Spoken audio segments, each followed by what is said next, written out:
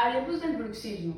El bruxismo es una condición en la que el paciente, sin propósito funcional y de manera involuntaria, suele hacer un esfuerzo sostenido a nivel mandibular, una presión, en ocasiones por causa de hipertrofia del músculo, que es el músculo massetero, que se encuentra en esta zona. Esto se traduce a nivel clínico en fuertes dolores de cabeza, molestias cervicales, molestias a nivel del trapecio, daño de la arcada dental y en ocasiones hasta caras muy cuadradas. Para esto podemos utilizar toxina botulínica, lo que se conoce como Botox, que nos permite miorrelajar esta zona.